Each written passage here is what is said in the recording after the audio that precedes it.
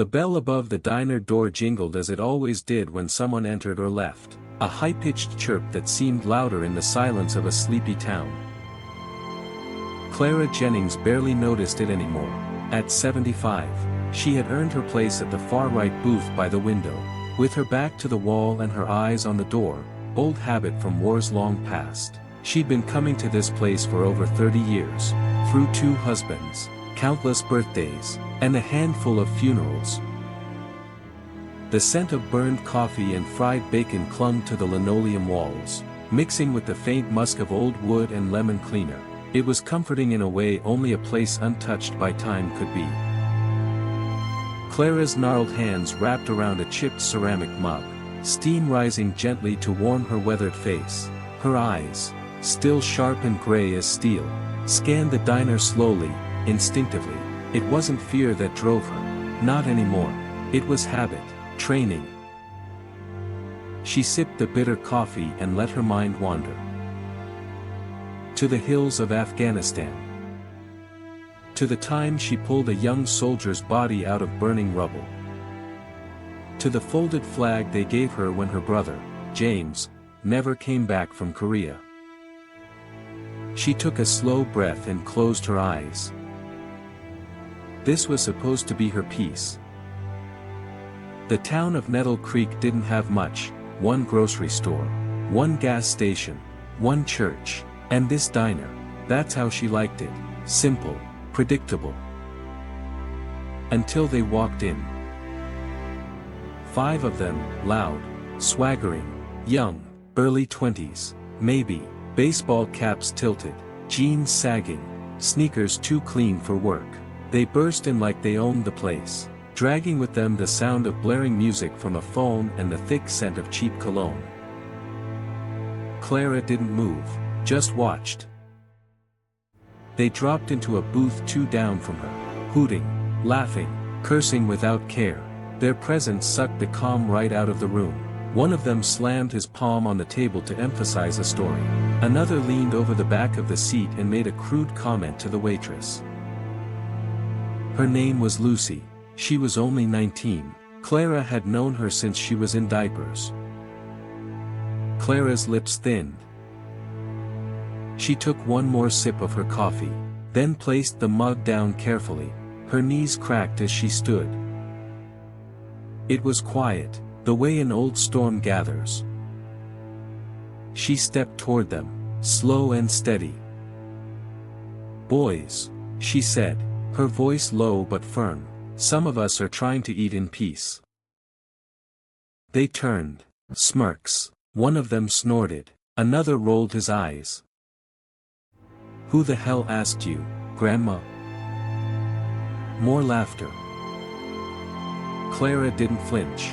"You don't need to be loud to exist. You can sit and talk like decent men." The smirks faded, just a bit. The leader, taller than the rest, with a snake tattoo slithering up his neck, stood. "Lady, this ain't your house. Maybe you forgot where you are." Clara stared up at him, unwavering. "I remember just fine. I bled for this country so little punks like you could run your mouths without consequences." There was a pause. A hush fell over the diner. Then came the shove. Not hard, just enough to send a message. But Clara staggered back, caught off guard. Pain shot through her hip. She gripped the side of a booth to steady herself. Her hand trembled, not with fear, but with rage. The waitress gasped. Someone started to stand, but Clara raised her hand. She turned, slowly, and looked out the window. And smiled. Across the street, leaning against a black military SUV, stood a man. 6'5", broad shoulders, uniform sharp as a blade. Major Thomas Jennings, her grandson. Clara tapped the glass twice with a crooked finger. Thomas looked up. And the storm began. The door creaked open. The sound wasn't loud, not compared to the hoots and cackles still spilling from the young men's booth, but it carried weight. It was the kind of sound that made a room go still, made people turn their heads without realizing why. Thomas stepped in. His boots hit the tile with the dull thud of certainty. His dark uniform was crisp, decorated with ribbons that whispered stories no civilian could imagine. He wore the insignia of a man who had seen too much and never flinched. His presence didn't just fill the room, it pressed against the walls. Clara didn't speak. She just stepped back into her booth. As if nothing had happened, she picked up her coffee. Let him handle it. Thomas's eyes scanned the diner. When they landed on the group of 5, his face did not change, not visibly, but something shifted behind his gaze, like steel doors sliding shut. He walked forward. Afternoon, gentlemen. The boys turned, surprised at first. The leader, the one with the snake tattoo, tried to hold his ground. Can we help you, officer? I'm not an officer, Thomas said calmly. I'm a major in the United States Army, and that woman, he nodded toward Clara, is a decorated war veteran. You just put your hands on my grandmother. Silence. A fork clinked to the floor from someone's hand at a back table. Clara watched the boys' faces. One of them paled, another glanced toward the door, calculating the distance. But Snake Tattoo just chuckled nervously. We didn't know she was your grandma. Look, we didn't mean anything by it. Stop. Thomas's voice didn't rise. It didn't need to. You think the rules changed because you didn't know? He asked. That it's okay to push an old woman if she doesn't belong to someone important? No answer. Thomas leaned forward slightly, his voice now lower, almost intimate. I've led men into hell. I've watched soldiers die trying to protect villages full of strangers. And I've learned something. Men who talk loud and shove the weak are never the ones who fight when it matters. He turned to the waitress. Lucy, you okay? She nodded, still wide-eyed. Why yes, sir. He looked back at the boys. You'll apologize to her. They muttered a half-hearted, sorry, in Lucy's direction. And to my grandmother. Snake Tattoo sneered, but a glance at Thomas's broad shoulders made him reconsider. Sorry, man. Clara sipped her coffee. Louder. Dear, my hearing's not what it used to be. Sorry, man. She smiled. Thomas stepped back, but didn't leave. His arms crossed now. His tone shifted. This is what's going to happen, he said, with a calm that chilled the room. You're going to clean this diner every morning for the next 2 weeks, free of charge, inside and out. You're going to apologize to every patron here before you leave today. And if I ever hear that you've disrespected another woman, elderly or not, in this town, I'll make sure the sheriff knows exactly who you are. He paused, and I'll be watching. One of the boys looked like he might cry. Thomas took a step closer to the leader. His eyes were ice. You ever put your hands on my grandmother again, and I won't be so polite. The boys stood, quickly, awkwardly. They turned to the room and began their forced apologies. Clara sat still, watching it all. She felt something stir in her chest, not pride, not satisfaction. A kind of aching sadness.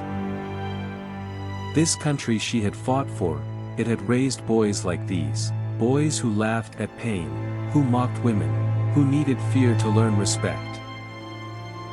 When did the world get so loud, so cruel? Thomas sat across from her, finally. You okay, Grandma? She looked at him, this man she had raised after his mother died, this mountain of discipline and scars, and smiled. "I'm fine, sweetheart," she said, "but this world's not." They sat in silence for a while. Outside, the wind stirred the leaves.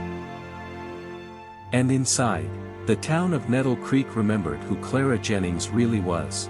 By dusk, the story had spread. Nettle Creek didn't have much in the way of news channels or breaking alerts, but it had something stronger: memory, and mouths. By the time the sun dipped behind the hills and painted the sky in streaks of amber and bruised purple, half the town knew what happened at Merrill's diner. 5 young men, 1 old woman, and a reckoning delivered by a giant in a uniform with fire behind his eyes. Clara hadn't gone home right away. She sat in her booth long after the boys had slinked off with red cheeks and lowered eyes, sat there as Lucy came over, asked if she needed anything else: tea, pie, a fresh cup, and Clara had only shaken her head. "No, baby, I've had all I need."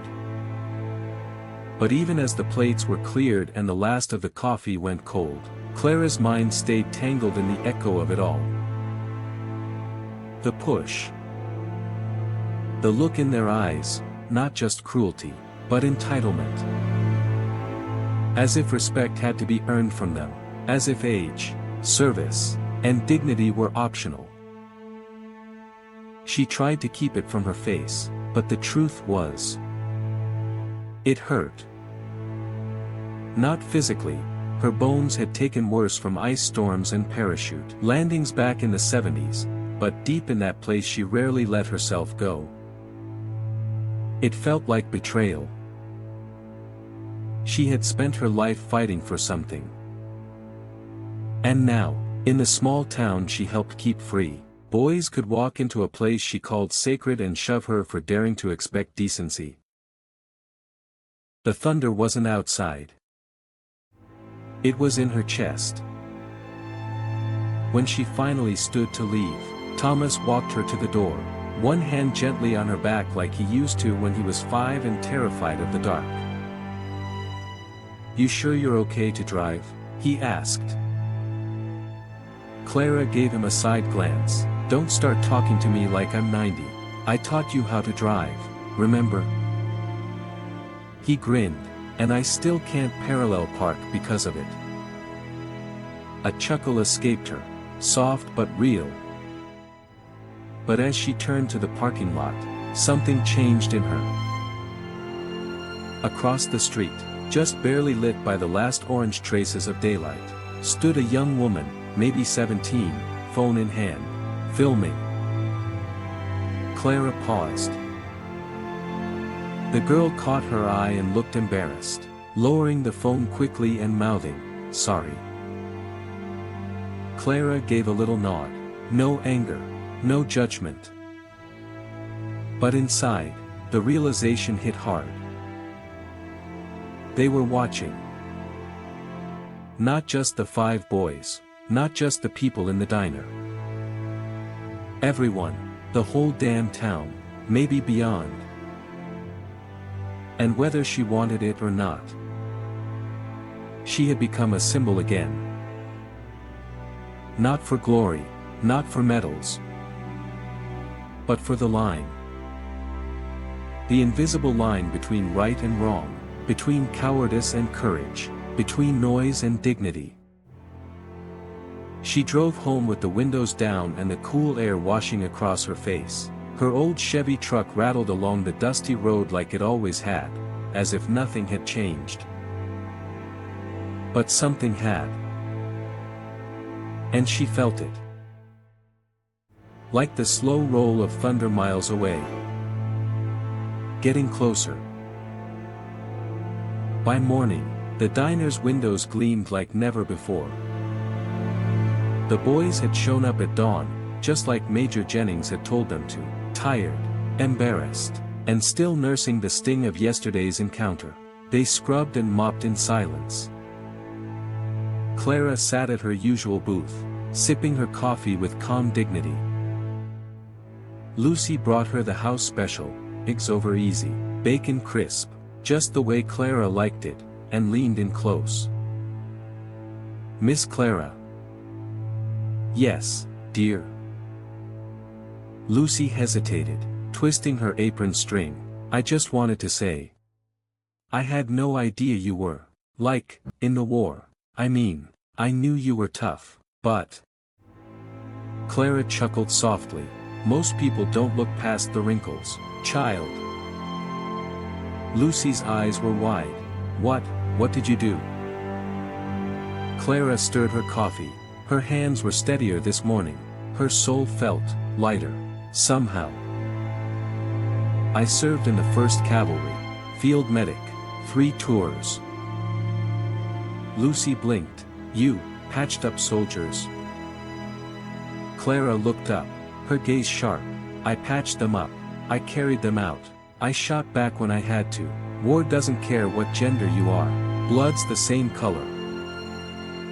The girl stood silent, almost in awe. "I'm sorry those boys treated you that way."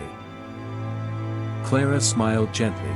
"They're not the first, won't be the last, but maybe this town will think twice before turning the other way next time."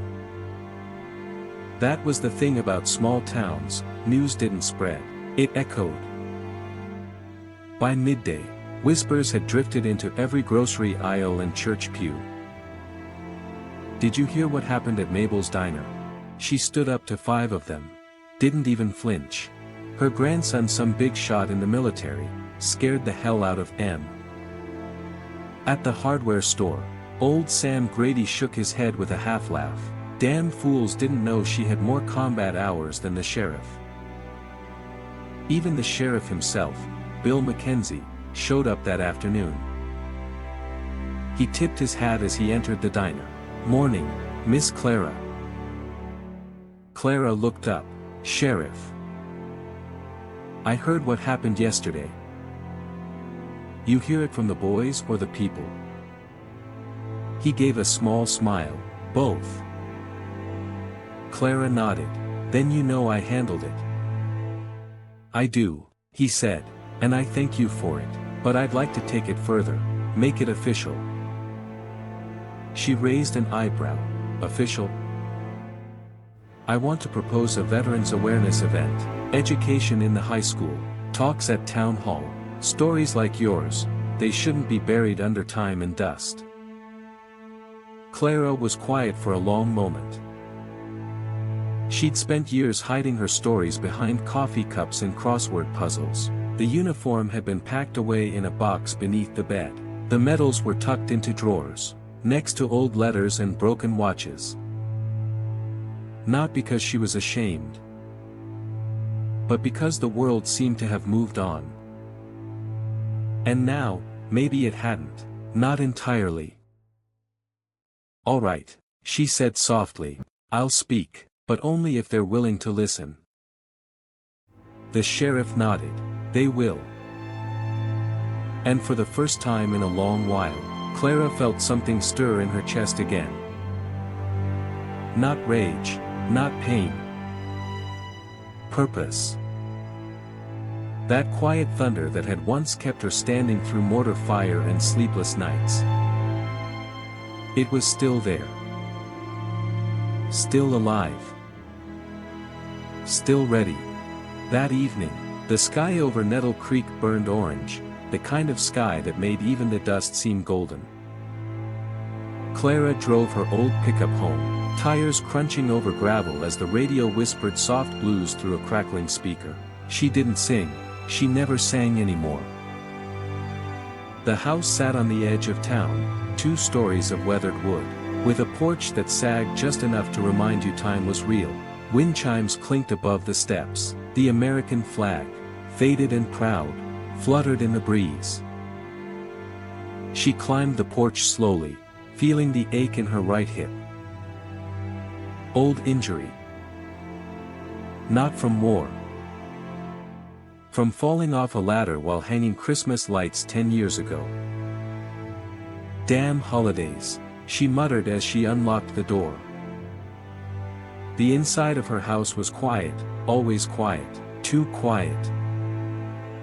She didn't turn on the lights right away. Instead, she moved through the living room by memory, tracing the outlines of photographs on the wall. One of her and Thomas when he was 10, standing in front of a freshly built treehouse. One of her in uniform, saluting. And one, older than all the rest. James. Her brother.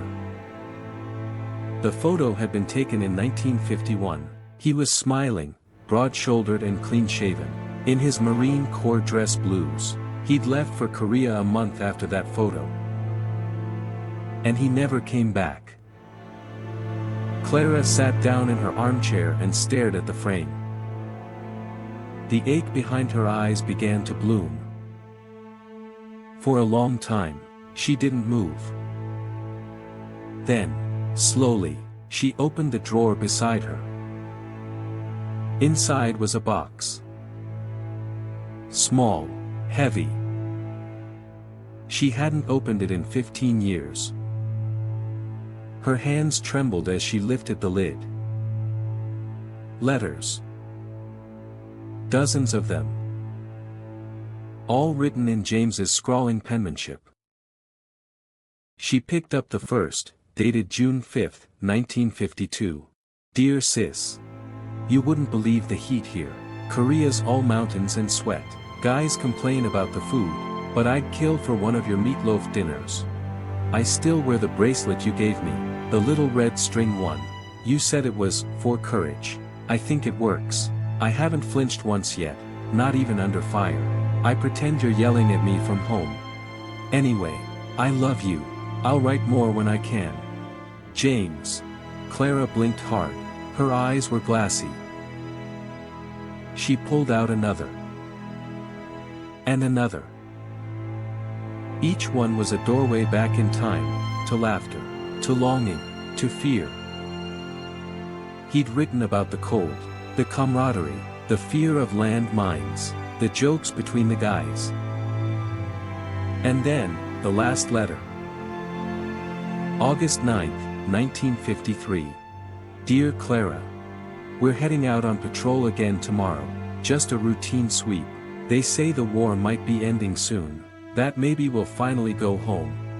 I've been thinking a lot about Dad lately, about what he'd say if he saw me now. Probably tell me to shut up and clean my boots. If I don't make it back, just know I tried to be the kind of man you believed I could be. You always were the braver one, I just followed your example. Love you, sis, always. James. Clara pressed the letter to her chest. Tears slipped silently down her cheeks. She wasn't the crying type. But tonight, the weight of memory was too much. Outside, the sun dipped behind the trees, shadows lengthened. She sat alone in the dark, breathing slowly. The boys at the diner had seen just an old woman with silver hair and a cane.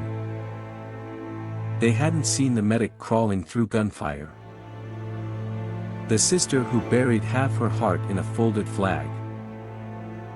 The girl who turned herself into stone so no one could break her again. But James had seen. Thomas had seen. And now, maybe the town would see too. She leaned back in the chair. And for the first time in a long time, she let herself miss him. Not with guilt. Not with shame. But with love. The high school gym hadn't changed since 1986. Same scuffed wooden floors, same creaky bleachers, same squeaky microphone with a loose wire that crackled every time someone breathed into it.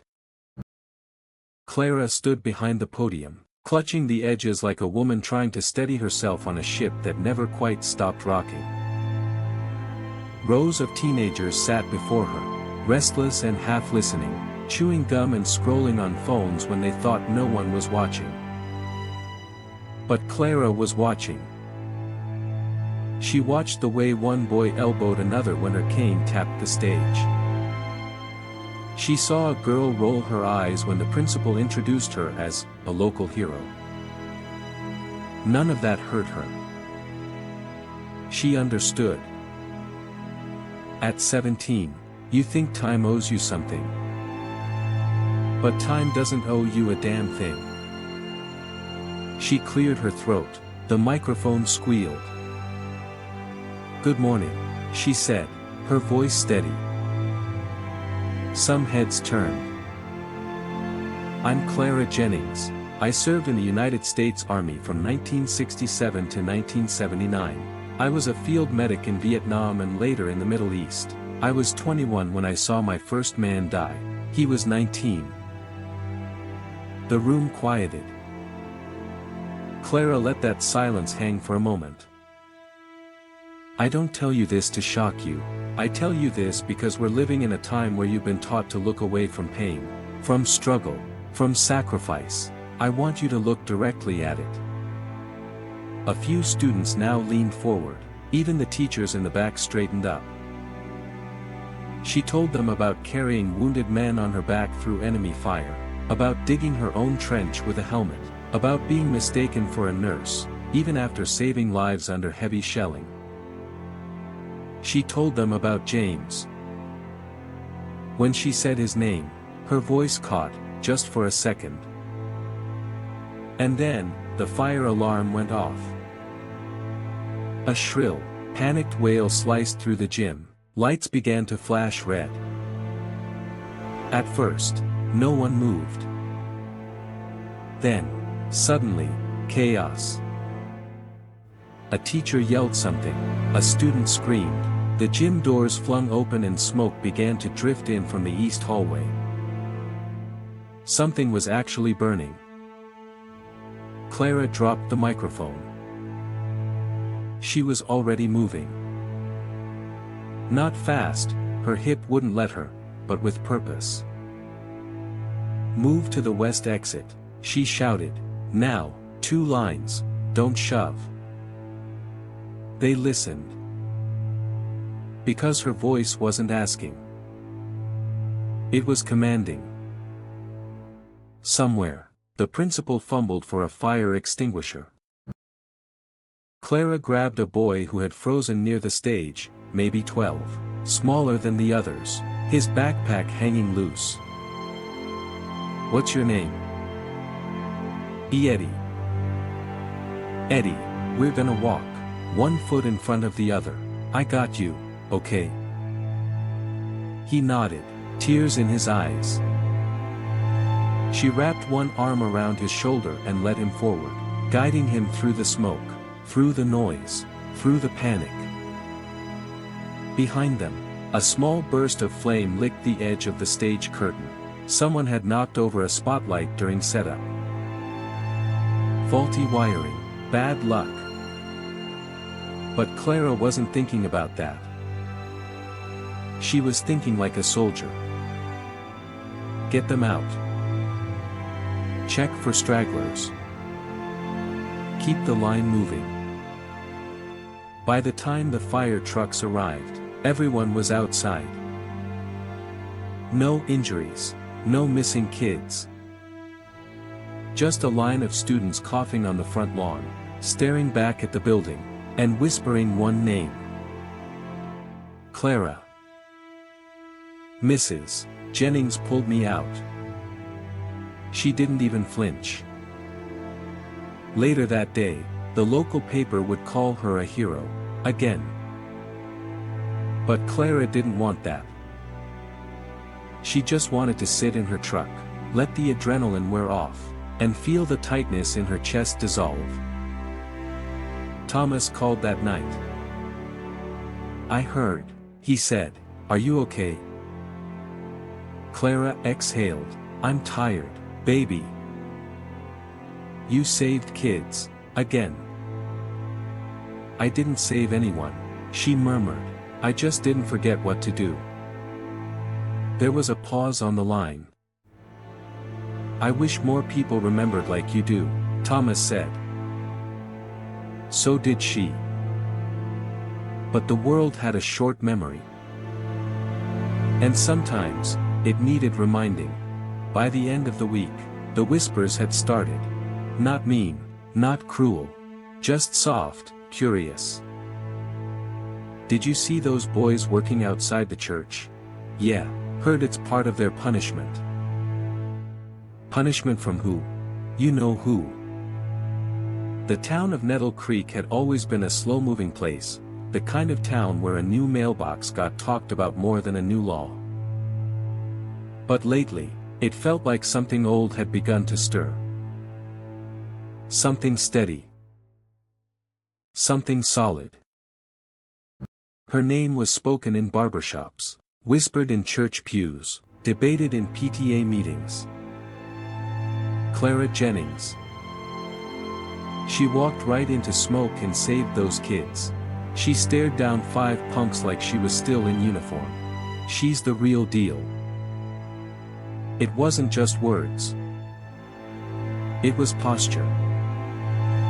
People started standing straighter around her. Teenagers who once snickered when she limped by now held doors open and said, "Yes, ma'am." The mayor's office left a voicemail. The school board sent flowers. The VFW offered her a monthly speaking engagement. Clara didn't ask for any of it. She just kept going to the diner, sitting in her booth, drinking her black coffee, and watching, always watching. But even she noticed the changes. Lucy brought her coffee with a quiet reverence now, no longer just out of habit, but out of respect. The sheriff stopped by more often, just to check in. And the boys, the 5 who had once laughed and shoved and sneered, they scrubbed sidewalks in silence. Every morning at dawn. One of them, the youngest, a skinny kid named Tyler, approached her after his 3rd shift. He stood near her booth, hat in hand, shifting from foot to foot. "Ma'am?" Clara looked up slowly. "Yes. I just wanted to say I'm sorry. Again, not just for that day, for everything before it too. I didn't know who you were." Clara sipped her coffee. "That's the problem, Tyler. Most people don't know who anyone really is." He nodded, red-faced. "I'm trying to do better." "I know you are," she said, her voice gentler now. "Don't let it be for show. Let it be for good." He nodded again. "Yes, ma'am." As he walked away, Clara let out a long, slow breath. She hadn't come here to be a symbol. She hadn't tried to be anyone's example. But sometimes life doesn't care what you try to be. Sometimes it just hands you the weight, and waits to see if you'll carry it. That night, as the sun dipped behind the hills, Clara stood on her back porch, listening to the wind whisper through the trees. She thought of James. She thought of all the young men she treated, the ones who came home and the ones who didn't. And for the first time in years, she wondered if maybe, just maybe, she still had more to give. Not in the way she once did. Not with rifles or field kits. But with something quieter. Wisdom. Conviction. Presence. She placed a hand over her chest, where the weight of James's last letter still lived. And she whispered into the dusk. "I'm not done yet." The trees swayed as if in answer. The wind carried her voice down through the streets of Nettle Creek. And the quiet town listened. The scream shattered the morning quiet. Clara had just finished feeding the stray cat that lingered by her porch each day when it came, high, sharp, panicked. It came from across the street. From Tommy McGill's yard.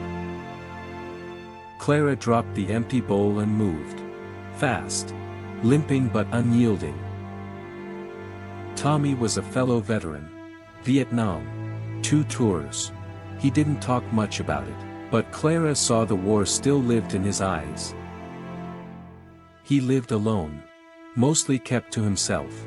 But he was kind. Quiet. Carried himself with a dignity few bothered to understand.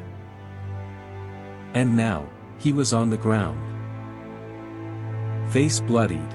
Lip split. One hand clutching his ribs. Standing over him were 2 young men. Not from town. Strangers. One wore a tank top and mirrored shades. The other had a Confederate flag inked on his neck. They were laughing. Until they saw Clara. Her presence hit them like a storm cloud. She didn't speak. Didn't shout. She just walked forward. And they stepped back. "Mind your business, Grandma," the tattooed one said, though his voice trembled. Clara didn't stop. "Tommy," she said, kneeling beside him, "can you move?" He nodded, groaning. Blood stained his white undershirt. "Who?" he tried to say. "They jumped him," a voice piped up. Clara turned. A teenage girl stood on the porch across the street, iPhone in hand. Recording. "Called 911, she said. "They're on their way." Clara stood slowly. Her hands curled into fists. Her voice like ice. "You have 3 seconds to get off this property." The man with the flag laughed. "Or what, you gonna knit us a sweater?" Clara didn't answer. She didn't move. But the sheriff's cruiser pulled up before he finished laughing. The 2 men froze. Too late. Within moments, they were cuffed. Shoved into the back seat. Still mouthing off, but now it sounded hollow. Scared. Clara stayed with Tommy until the paramedics arrived. She held his hand. Whispered to him like she had to so many wounded boys long ago. "You're okay, soldier. Stay with me. Stay with me." He looked up through a swollen eye. "You always show up when it matters." She gave him a faint smile. "So do you." Later that afternoon, she sat on her porch, a bag of frozen peas resting on her knee. The cat was gone. The street was quiet again. But inside her, something was not. Not rage. Not grief. A slow-burning fire. These boys, these strangers, had driven through her town, looking for someone who looked less than. They picked an old black man who'd served his country. Thought he was easy.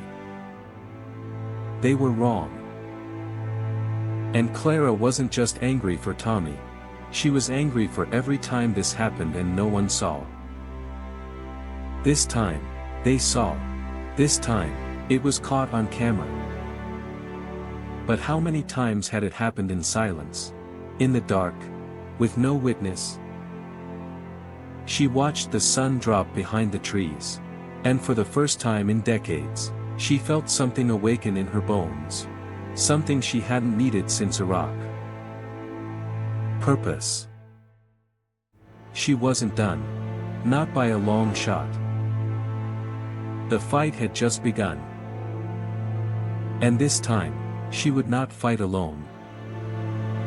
The next morning, Clara pinned her old service badge to her chest. And walked into City Hall. Not to ask. Not to suggest. To lead. Nettle Creek wasn't just her town. It was her battlefield now. And she would not let it fall.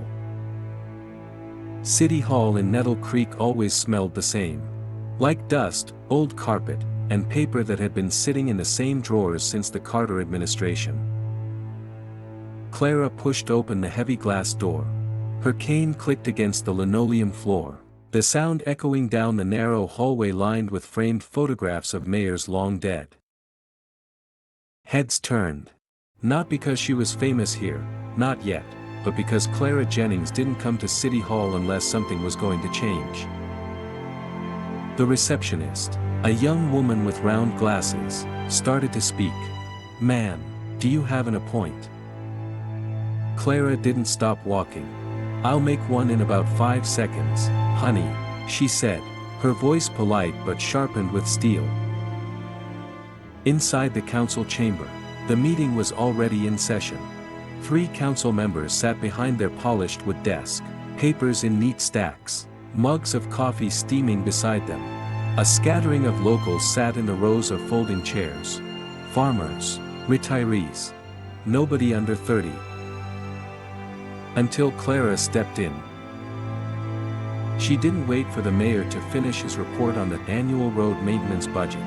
She stepped right up to the podium, leaned her cane against it, and stared down the row of officials like she was addressing a squad of fresh recruits. "I'm here because my neighbor was beaten half to death in his own yard," she began, voice clear, carrying to the back of the room. The mayor shifted uncomfortably. "Yes, Mrs. Jennings, we're aware of the incident." "I'm not here for awareness," she cut in. "I'm here for action." A low murmur moved through the small audience. 2 strangers rolled into this town looking for trouble, and they found it. They picked on a man who fought for this country, a man who still stands taller than most, even with a limp. They thought he was alone. She paused, letting the silence stretch. He wasn't. Clara glanced around the room. She could see the weight of her words land on the shoulders of people she'd known for years, some friendly, some wary, but all listening. "This is a small town, that's our strength. We know each other. We look out for each other. Or at least, we used to. Somewhere along the line, we got comfortable. We stopped watching. We stopped protecting our own. That ends today." The mayor cleared his throat. "Mrs. Jennings, what exactly are you proposing?"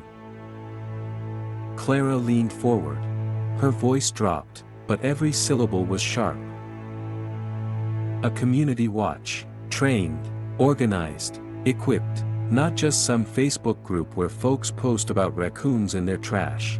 Real patrols, real communication, and I'll run it." The youngest councilman chuckled. "You think people will just sign up for that, on your say-so?"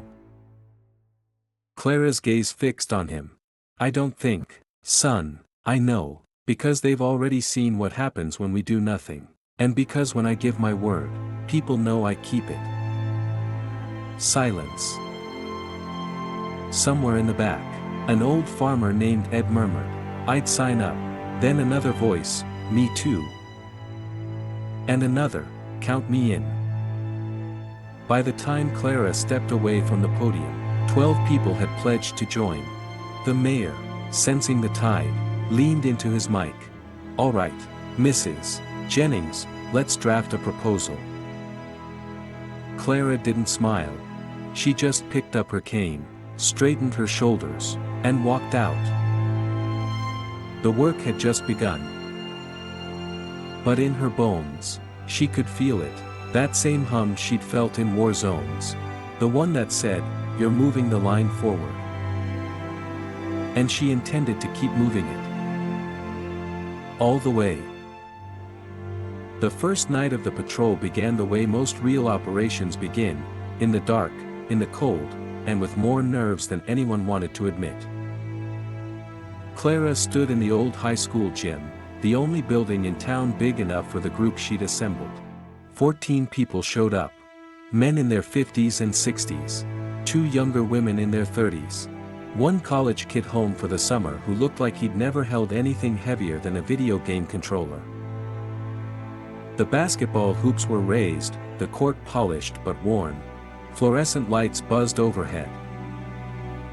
Clara stood at the center of the floor, her cane in one hand, a clipboard in the other. She wore her old field jacket, the one with her name still stitched above the chest pocket. "You're not here to play security guard," she began. You're here to make this town safe again. That means discipline. That means presence. That means you do not quit when it gets uncomfortable. Understood?" A hesitant murmur of, "Yes, ma'am," followed. Clara's eyes narrowed. "I said, understood?" "Yes, ma'am." The echo bounced off the gym walls. "Better." She walked the line, inspecting them. Not for muscle. Not for gear. For eyes. She knew you could tell more from a person's eyes than their posture. Some eyes were steady. Some darted away. Some already carried that quiet readiness she trusted. They began with basics. Patrol patterns. Observation drills. Identifying blind spots in the streets they'd walked all their lives. Clara moved them outside once the sun dipped low. They walked in pairs. Slow. Methodical. No talking unless necessary. She had them mark points of interest, places where shadows pooled, where fences were broken, where a stranger could wait unseen.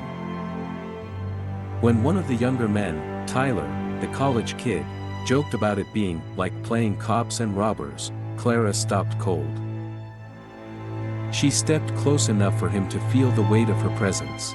"This isn't a game," she said quietly. "When trouble comes, it doesn't care how old you are, how much you've lifted, or how tough you think you look. Trouble only cares if you're ready. Are you ready, Tyler?" He swallowed. "Yes, ma'am." "Good. Then act like it." By midnight, they had mapped the whole west side of town. They were tired. Feet sore. But something had shifted. The jokes were gone. The eyes were sharper. Back in the gym, Clara dismissed them with one last order. "Next week, we split into shifts. Nights and early mornings. If you can't handle that, drop out now. No shame in it. But if you stay, you're part of something bigger than you've been in a long time." No one left. As they filed out into the quiet streets, Clara lingered alone in the gym. Her knee ached. Her back was tight. But she stood tall. Because for the first time in years, she saw a wall going up around her town, not made of bricks, but of people who cared. And she was going to make that wall unbreakable. The wind that night had teeth. It bit at the ears, wormed its way under jackets, and made every shadow look sharper than it should. Clara's shift had started at 11 p.m., the dead hours, when even the drunks had gone home and the streets of Nettle Creek seemed abandoned. But she knew better. She'd learned long ago that quiet wasn't safety. Quiet was just what trouble liked best. Her patrol team tonight was 3 people: Ed, the retired farmer, Kelsey, one of the younger women, and Tyler, the college kid she'd had words with during training. She didn't trust Tyler yet. Something in his posture, the way he slouched when he thought no one was looking, the way his phone seemed glued to his hand, told her he wasn't ready to take this seriously. At 1:17 a.m., they reached the edge of the industrial strip, where the old grain silos loomed like sleeping giants. Most of the warehouses here were empty now, the businesses gone years ago. It was the perfect place for someone to hide. That's when they heard it, the sharp clang of metal, echoing from somewhere down the row of corrugated steel buildings. Ed tensed. Could be a loose gate. Clara's voice dropped to a whisper. Could be, or it could be someone trying to get inside. She signaled for them to split, Ed with her, Kelsey and Tyler circling from the other side. They moved slow, footsteps muffled against the cracked asphalt. As Clara and Ed turned the corner, they saw a figure crouched at the loading dock, working a crowbar against the lock of a side door. Not a teenager. Not some harmless drunk. A grown man, broad-shouldered, wearing a hood. Clara's voice was steady. Step away from the door. The man froze. turned just enough for her to see the glint of something in his hand. Not a crowbar. A knife. Behind her, Ed shifted his weight, ready to back her. They waited for Kelsey and Tyler to flank. Only, they didn't. A movement caught her eye, 20 yards back. Tyler's silhouette, phone screen glowing in the dark, head bent over it. Not watching. Not moving. The hooded man saw it too, saw the gap in their formation, and bolted straight into the shadows. "Move," Clara barked. Ed took off after the man, but the figure melted between the buildings and was gone before they could cut him off. Clara turned back, anger burning under her ribs. Tyler was still holding his phone. "What were you doing?" she demanded. He stammered. I was texting my buddy." While a man with a knife was 20 feet from you. Her voice wasn't loud, but it was sharp enough to make him flinch. Kelsey stepped in, voice low. "Clara, maybe we should just—" "No," Clara said, eyes never leaving Tyler. "This isn't about hurting feelings. This is about life and death. You want to be on your phone. Go home. If you stay here, you pay attention, every second, or someone gets killed." Tyler muttered something, but she cut him off. "Tomorrow night, you're on the early shift. If you're late, or if I see that phone, you're out. That's your last chance." The rest of the night passed without incident, but the air between them was heavy. Clara knew they'd been lucky. Too lucky. And luck, she also knew, was a coward. It ran out fast when you counted on it. The next night, the air was thicker, the kind that carried sound too well. Every footstep echoed. Every rustle of wind through the weeds sounded like a whisper. Clara didn't believe in premonitions, but she believed in patterns. The man with the knife hadn't been out there by accident. People like that tested boundaries. They probed to see who would notice, and whether anyone would stop them.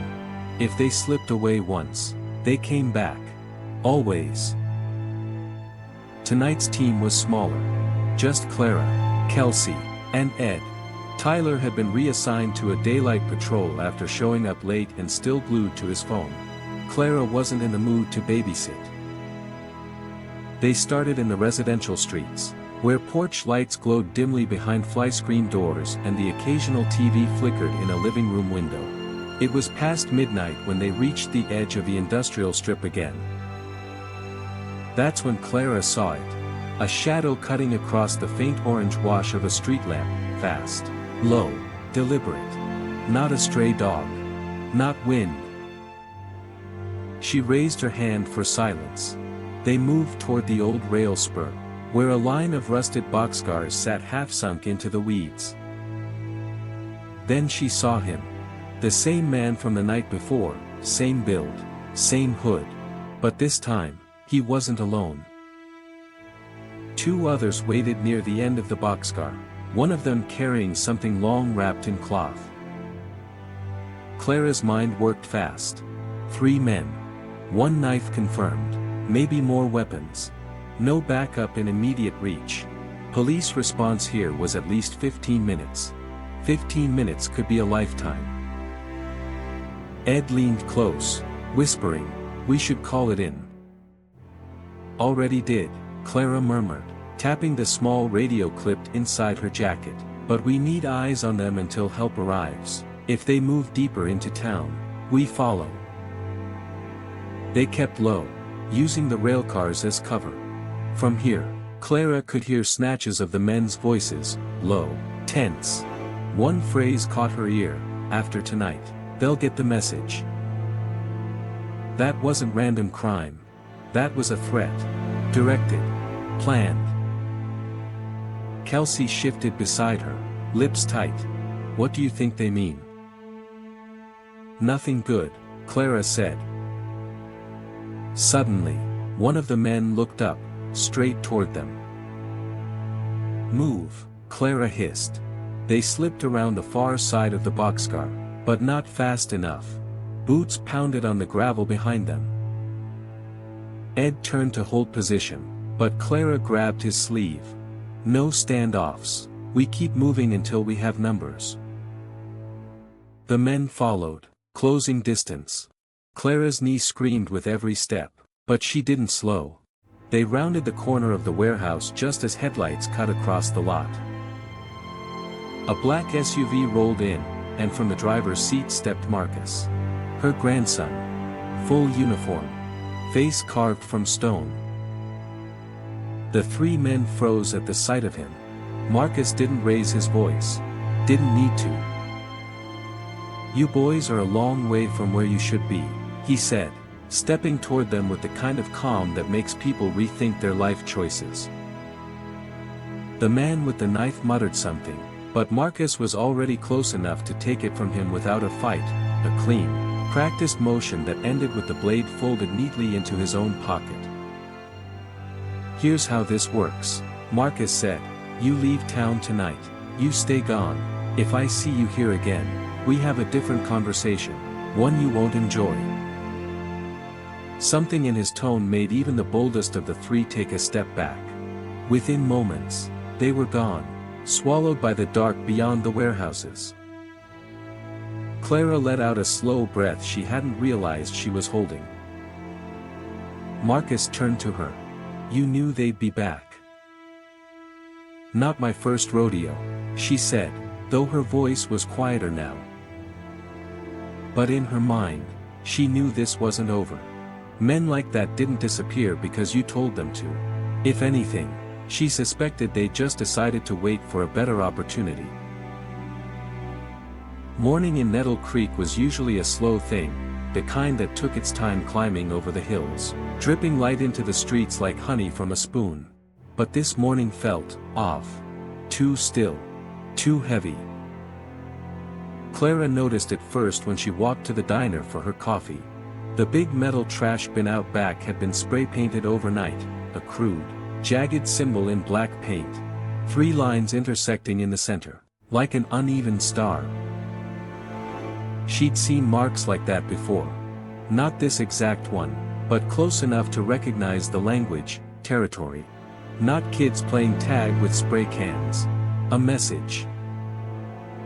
Inside the diner, Louise was already pouring coffee for the 2 regulars at the counter. Her smile faded the second she saw Clara's face. "What happened?" Clara slid into a booth. "Check out the back alley when you get a minute, and keep your doors locked tonight." Louise's mouth tightened. She didn't ask questions, that was one of her better traits, but her eyes followed Clara until she left. By the time she made it to the community center for the morning security briefing, she'd spotted 4 more symbols.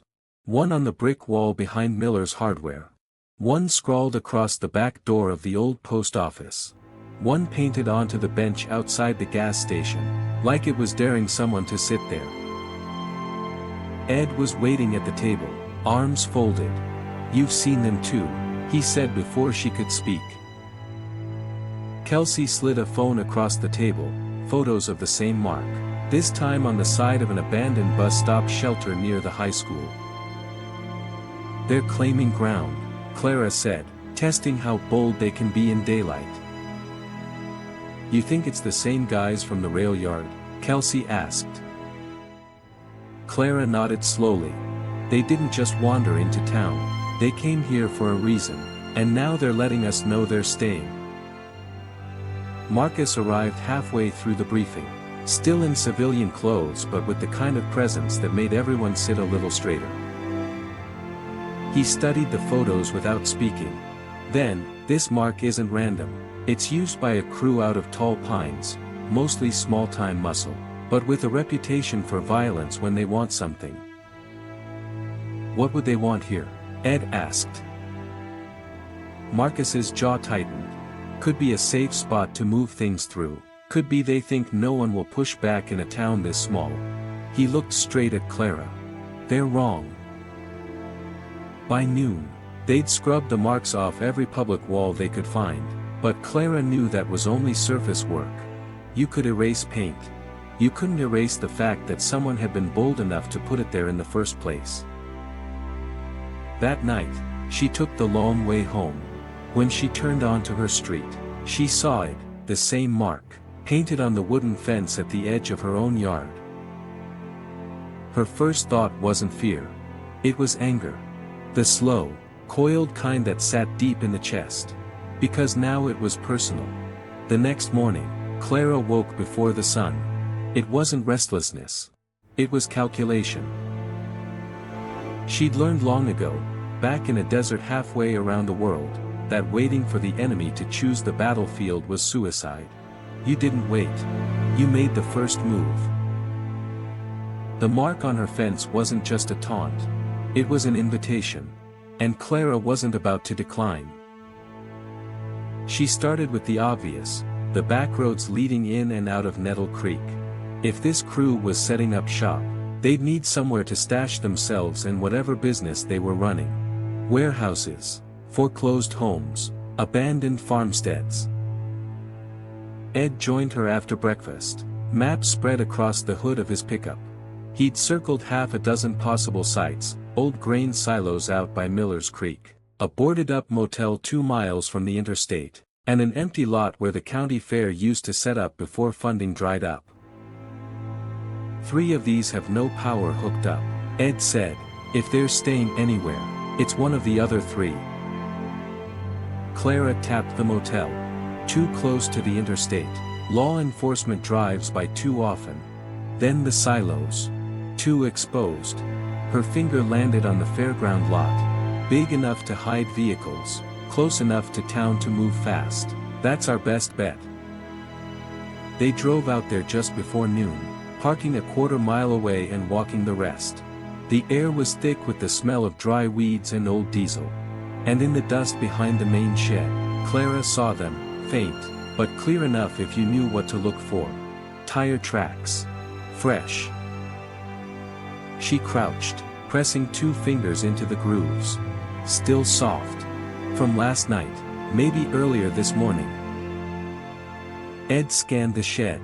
A heavy padlock hung on the front doors, newer than the rusted hinges it clung to. Someone cared enough to secure this place.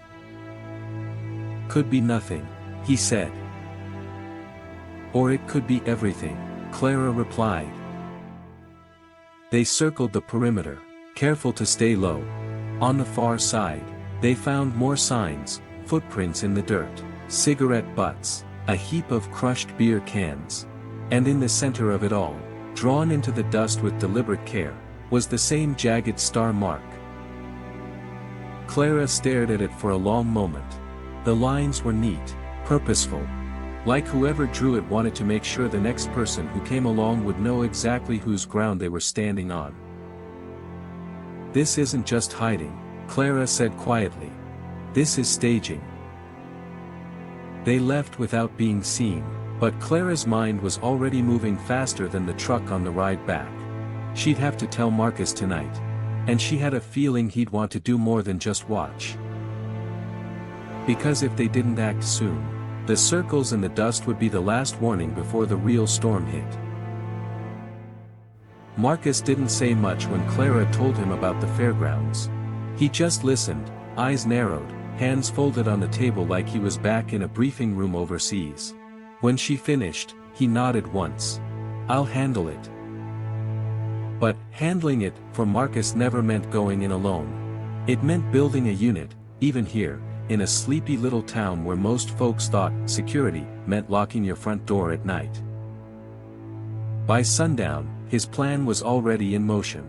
The back room of the VFW hall smelled like old coffee and gun oil. Around the long table sat 6 people Clara didn't know well, but recognized in a certain way. You could see it in their posture, the way they scanned the room without moving their heads, the way their eyes stayed sharp even when they weren't speaking. Former service members, contractors, and one man she knew for certain had been on the wrong side of the law before turning it around. This isn't about a bar fight or graffiti, Marcus said, leaning over the table. These people are marking territory, staging gear, and moving in like they own this place.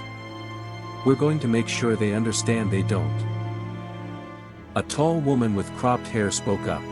"How far do you want this to go?" Marcus looked around the table. "As far as it needs to. But clean. No bodies, no fires. We send a message without giving them the excuse to bring in bigger guns." Clara stayed quiet through most of it, listening. The talk was fast: entry points, comms, fallback positions. And though decades had passed since she'd sat in such a room, it felt almost familiar. Like slipping on a coat you hadn't worn in years but still fit perfectly. When the meeting broke, Marcus caught up to her outside. "I'm not asking you to be there tomorrow night," he said. She studied him in the dim light. "You just did." He didn't argue. They stood for a moment in silence, the night air cool against their faces. Somewhere far off, a freight train wailed, long, low, and mournful. Clara thought it sounded like the last warning before the tracks ahead ran out. Tomorrow night, the fairgrounds would no longer belong to whoever had painted that jagged star. And she suspected they wouldn't take kindly to losing. The night they chose was moonless. Clouds hung low, thick as wet wool, swallowing what little light the stars tried to give. Perfect cover.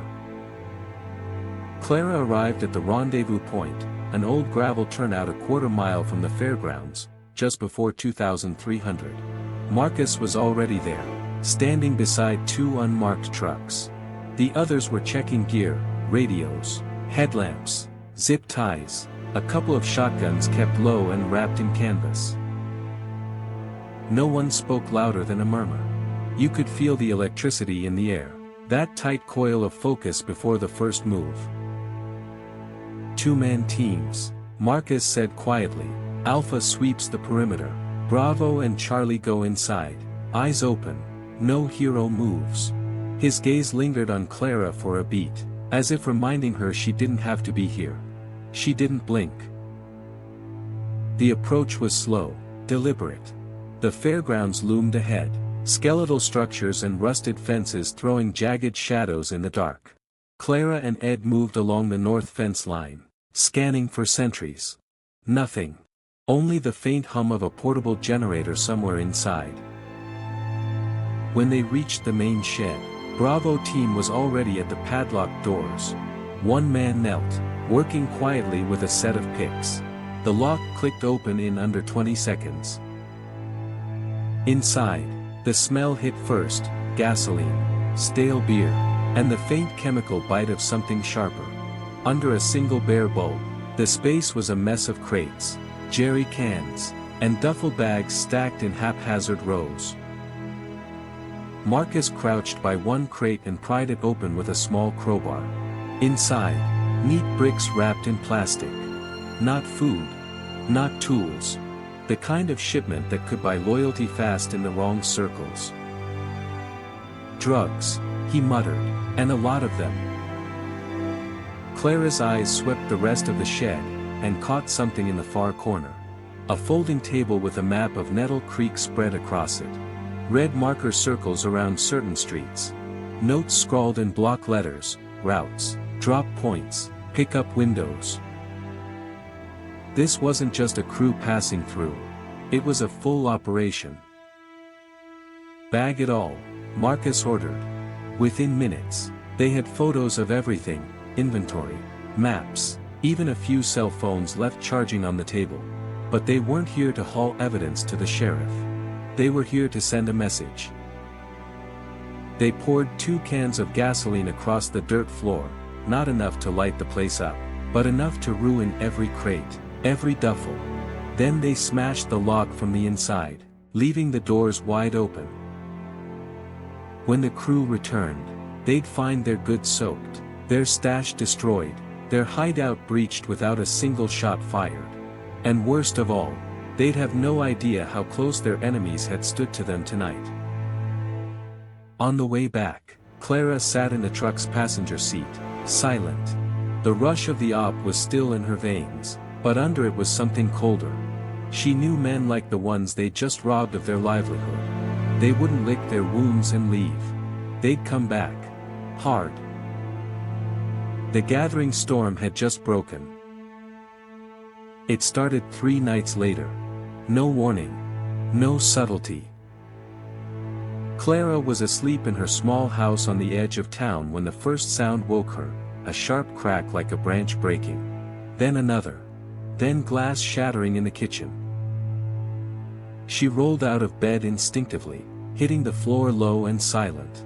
The old muscle memory was still there. Don't stand in the window light, keep your profile down, move quiet. From the hallway she could hear them, 2, maybe 3 voices, low and laughing. Boots on linoleum. The wet crunch of broken glass underfoot. They weren't here to steal. They were here to frighten, or worse. Clara's hand closed around the old .38 she kept in the drawer by the hallway. The metal was cool, the grip worn smooth from years of cleaning. She crouched by the doorway, listening. One voice came closer, muttering something about old lady and should have kept her mouth shut. Her blood went cold, but her mind sharpened. She had seconds. Outside, a truck engine idled. Not the crew from the fairgrounds. Not all of them. This was just a taste, a message in reverse. Before she could decide whether to move, a beam of headlights swept across the yard. The intruders froze. Then came the sound of a truck door slamming and heavy boots hitting the porch. Marcus. She breathed, though she hadn't called him. The front door blew inward as if it had never been locked. Marcus stepped in, not shouting, not hesitating. The 2 men inside spun toward him, one pulling a knife. Marcus didn't draw his sidearm, he didn't need to. 2 strikes, 1 shove, and both were face down on the floor. Clara emerged from the hallway, gun still in hand. Marcus glanced at it, then at her. You okay? She nodded once, though her pulse was still pounding. The men on the floor groaned. Marcus knelt, pressing one knee into the back of the larger one's neck. You're going to walk out of here tonight, he said in a low voice, but you're going to carry a message. They didn't answer, but they didn't need to. By the time Marcus hauled them out to his truck, Clara knew they'd think twice before coming near her again. Still, when she shut the door and locked it behind her, she felt the weight of it. They'd crossed her threshold. The fight was no longer out there, it was in her home. And that meant it wasn't over. The sheriff's office was a squat brick building that always smelled faintly of burnt coffee and dust. Clara and Marcus stood in front of Sheriff Hal Wexler's desk while he rubbed the back of his neck, eyes darting between them.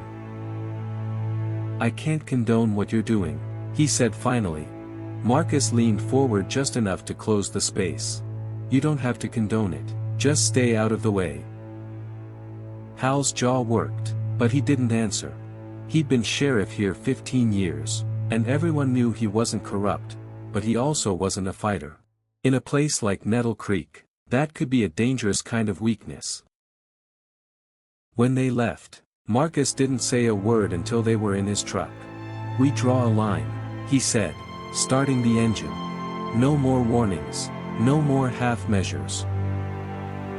That afternoon, they walked Main Street like they owned it.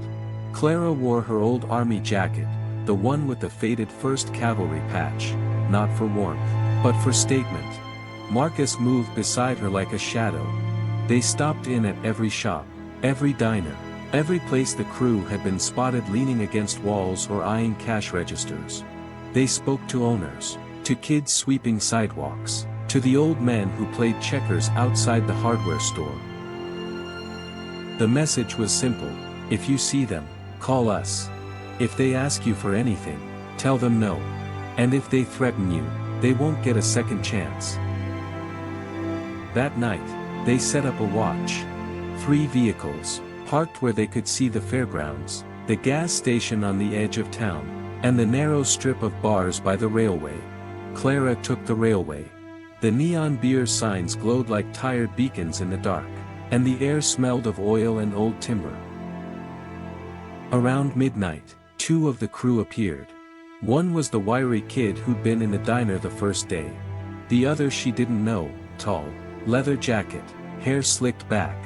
They moved from bar to bar, talking to anyone who would listen, pressing folded bills into hands. Recruiting.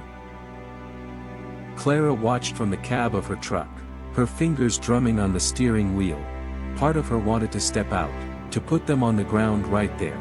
But Marcus's voice echoed in her head, "We do this right, or we do it twice." So she waited. Not because she was afraid, but because some battles had to be picked with precision. When the two finally left, heading toward the outskirts, Clara radioed Marcus. "They're moving north." His reply was short. "Let them go. We'll meet them on their way back." That was the first real move in what would become a quiet war, not fought in daylight, not in the open, but in alleys, back rooms, and dark stretches of highway.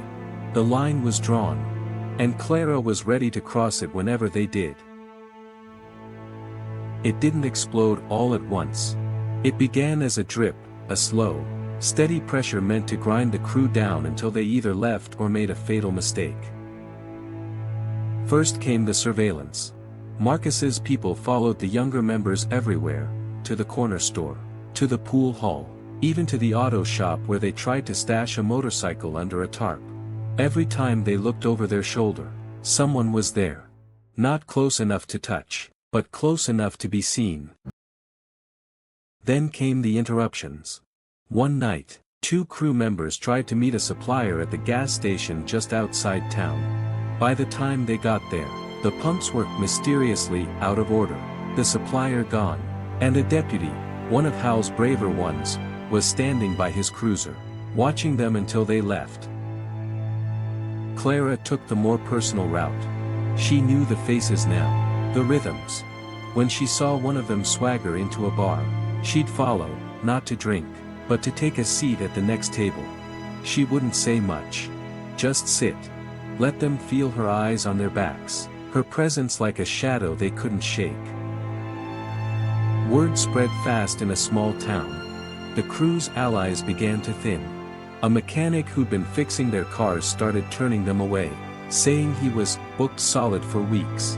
The guy who ran the pawn shop suddenly decided he was closing early every time one of them walked in. The crew didn't take it quietly. They slashed 2 tires on Marcus's truck. Spray-painted Old HAG in red across the front of Clara's house. It only made her angrier. One night, she caught the wiry kid, the same one from the diner, trying to pry open her shed door. She didn't shout. She stepped out with the .38 in her hand, the muzzle pointed just low enough to show she'd thought about it. He froze. "You've got about 3 seconds," she said quietly. He ran before she could reach one. Marcus kept the pressure on. Every shipment the crew tried to move got stalled. Every meeting interrupted. Every hiding place found. They were being squeezed, their grip on Nettle Creek slipping day by day. But Clara knew what was coming. Men like that didn't fade into the dark. They erupted when cornered. And when they finally did, she'd be ready. It happened on a Saturday. The air was heavy with heat, the kind that made asphalt shimmer, and most of the town was either at home or in the air-conditioned diner. Clara was in her yard, trimming the roses, when the first sound reached her, the low, rough rumble of multiple engines. 3 trucks, old but loud, rolled down her street. She saw them from the corner of her eye, the crew, all of them, packed in the beds and cabs. The kind of show you make when you want to prove you're still in control. They didn't stop at her house. They went straight to Main Street. Clara dropped the shears and got into her truck. By the time she reached town, she could already hear the chaos, shouting, glass breaking, the metallic clang of something heavy hitting the pavement. They were hitting businesses at random, knocking over shelves in the hardware store, throwing chairs through the front window of the cafe, pulling signs off walls. The people who'd once crossed the street to avoid them now stood in doorways with phones in hand, calling Marcus, calling the sheriff. Marcus arrived fast, too fast for them to react. He didn't wait for them to come to him. He parked across the street, stepped out, and moved through the chaos like a storm cutting across open ground. Clara joined him, flanking right. She didn't shout, didn't wave her gun, she went straight for the wiry kid. When he saw her, his bravado cracked. "You should have stayed home," he spat. "You should have left town," she answered, then shoved him against a wall hard enough to rattle his teeth. Marcus was already on the ringleader, the tall one with the leather jacket. They traded 2 hard blows before Marcus slammed him onto the hood of a truck. Sirens finally cut through the noise. Sheriff Hal and 2 deputies poured out, weapons drawn. For the first time since they'd shown up in Nettle Creek, the crew wasn't laughing. They were cuffed, shoved into cruisers, and driven out under a hail of angry stares from townsfolk who'd had enough. As the last cruiser pulled away, Clara stood in the middle of Main Street, breathing hard, sweat running down her neck. It wasn't triumph she felt, it was something colder. Because she knew men like that didn't forget. And prison bars didn't hold forever. But for now, Nettle Creek was theirs again. And she'd fight as many times as it took to keep it that way. 3 weeks had passed since the eruption. The broken glass was swept away, the cafe's window replaced, the paint scrubbed off the walls. From the outside, Nettle Creek looked the same as it always had. But there was a difference now, a quiet strength in the way people walked down Main Street, in how shopkeepers looked strangers in the eye. Clara sat on her porch most evenings, the same spot where she'd watched sunsets for years. Her .38 rested on the table beside her, not because she expected trouble that night, but because it had become as much a part of her as the worn army jacket draped over the chair. Marcus came by often, sometimes to talk, sometimes just to sit with her in the silence. They didn't need to say much. They'd been through the same fire, and that kind of thing forged bonds stronger than blood. The sheriff stopped in once, too. He didn't apologize, Hal wasn't the type, but he left a box of fresh coffee on her porch with a note, "For the nights you're watching over us." She smiled at that. Word from the county jail was that the crew's leaders were being transferred to a state facility. But Clara knew better than to take comfort in that. Men like them had long shadows. They could reach farther than bars, farther than miles. And yet, she didn't live in fear. Fear was something you could smell, and she wouldn't give them that satisfaction. Instead, she kept her eyes open, her mind sharp, and her boots by the door.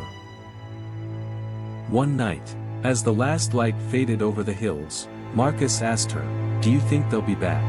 Clara sipped her coffee, letting the question hang in the air.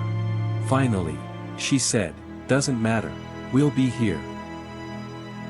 The cricket started up in the grass, and a warm wind carried the smell of pine down from the ridge. In the quiet, she felt the weight of her 75 years, not as a burden, but as proof that she'd survived every fight life had thrown at her.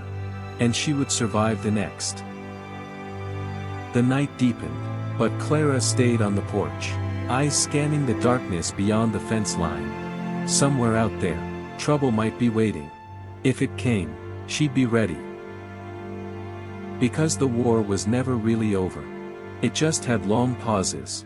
And she'd stand the last watch for as long as it took.